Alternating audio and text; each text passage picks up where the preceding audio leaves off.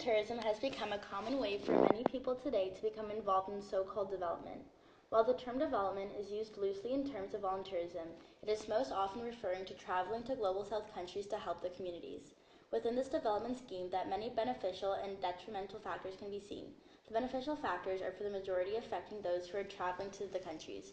For example, those involved in the volunteerism trips tend to feel as though they have been given some sort of purpose. Having a purpose in one's life is incredibly important as it gives people something to strive for.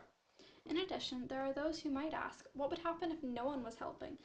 And assuredly, there are many places in which, without any outside aid, they would be in much worse shape. In turn, it is important to have some aid as opposed to none, while the large issues are being solved. These voluntourism trips are also funded by donors or by taking part in the trip. Therefore, it is not often a financial burden on the communities. Furthermore, the presence of volunteerism in developing countries will raise awareness of the issues at hand, as well as possibly bring in donors or agencies with the funds to make positive change. However, as with any case of giving aid, specific requirements must be met in order for it to be considered positive. Explained by the English Oxford Dictionary, voluntourism is the act of a traveler participating in volunteer-type work, most often in the form of charity. This definition is broad and does not specify the way a person must be volunteering, where it must take place, or who the volunteer is. This allows for a wide acceptance of what it entails. Therefore, a volunteer could be any type of volunteering abroad, from working as a physician to a student on a mission trip building houses. Voluntourism has a plethora of positive and negatives, and can therefore be a challenging debate as to whether it is good or bad for those in need of it. Engagement in voluntourism is often beneficial for both parties involved, the communities and the volunteers.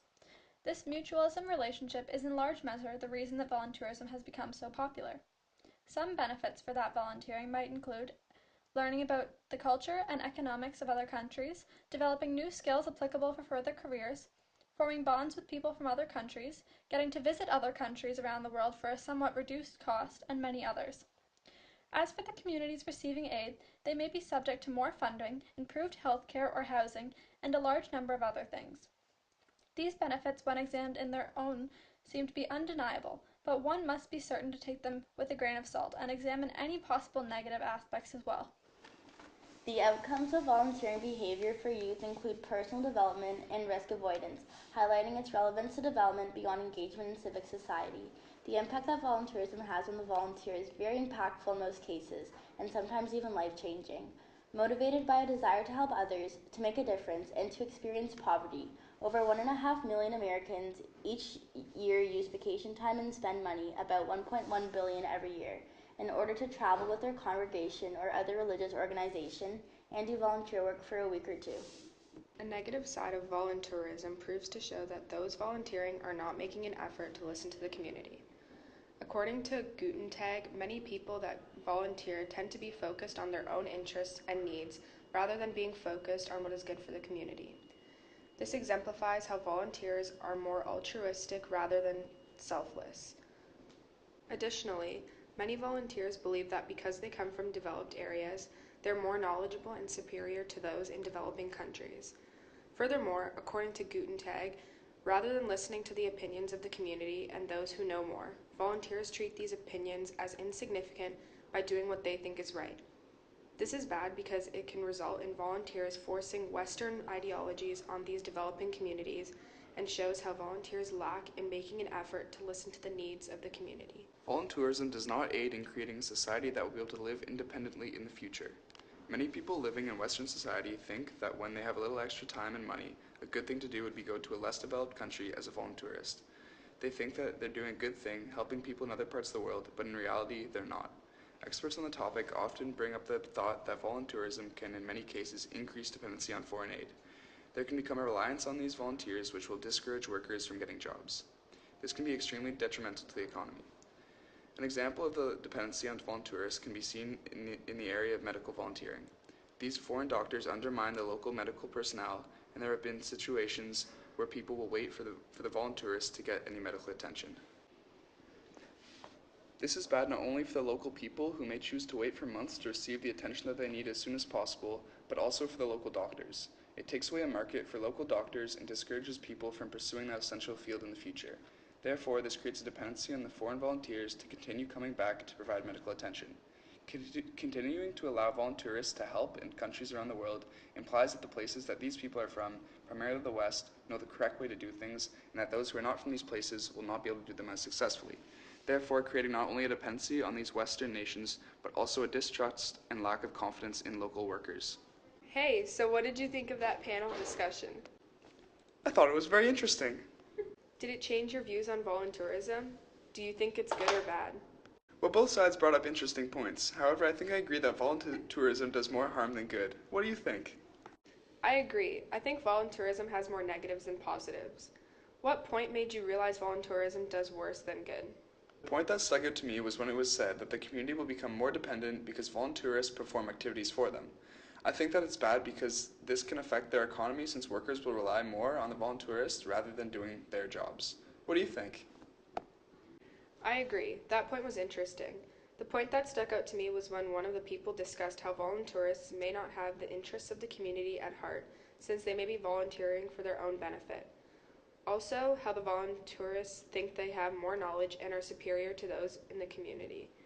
I think that it's bad because, as said, those volunteerists assume that they know more about the place that they do not live in and treat the community's opinions as insignificant. Oh yeah, that was an interesting point. I guess we can agree that voluntourism isn't as good as we thought it was. That volunteer trip you might be going on this year isn't helping anyone. Voluntourism trips are largely designed to benefit the visitor rather than the host communities, making a spectacle out of poverty and reinforcing outdated stereotypes about developing countries. I've spent 20 years going in and out of war zones throughout the world, seeing and meeting those on the front lines who are doing incredible things for humanity.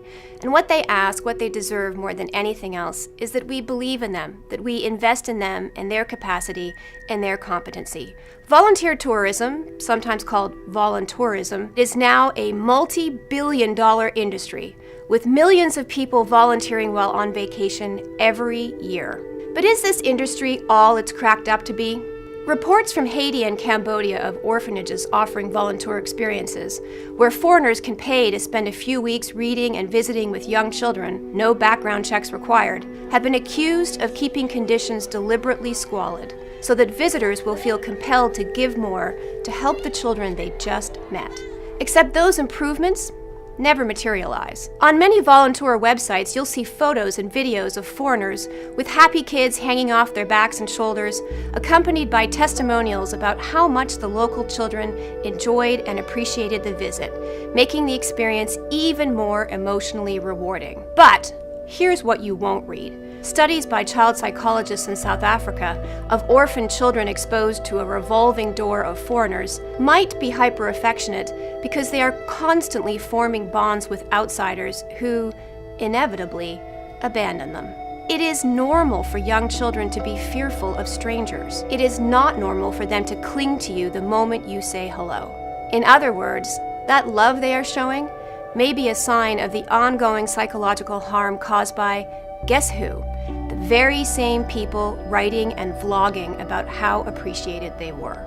Big tourism companies like Carnival Corps now offer social impact cruises that include popping into local communities to teach English or cultivate cocoa plants. Hundreds of charities and nonprofits also do similar do-good, feel-good experiences where for $3,000 to even $10,000 you can be part of overseas development work in action, meet the locals, and help some kids. Impoverished communities around the world won't be saved by our volunteer labor and good intentions. Quite the opposite.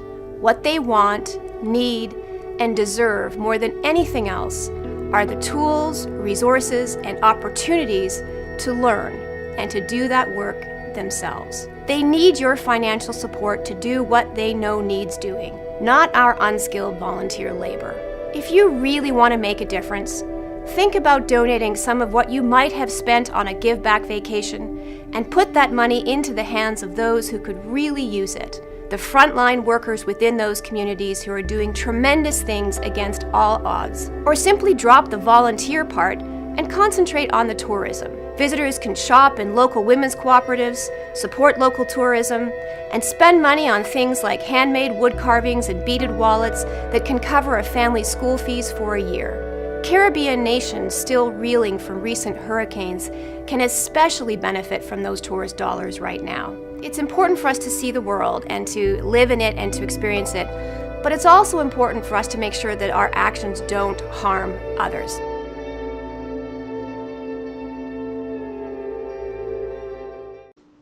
The negative results of voluntourism are ever present today. Even with the modern outlook that is brought, there are so many ways that the communities receiving voluntourism are not benefiting as hoped. The process of voluntourism should be to help those in need, not to simply allow people of other countries to engage with the communities and feel that they are the saviors. Therefore, we need to stand that there is much that needs to be done to ensure that the work, in fact, being done with the Indian communities at heart. If this cannot be achieved, then perhaps it would be better to remove voluntourism, thereby forcing governments of developing countries to be more accountable to their populace.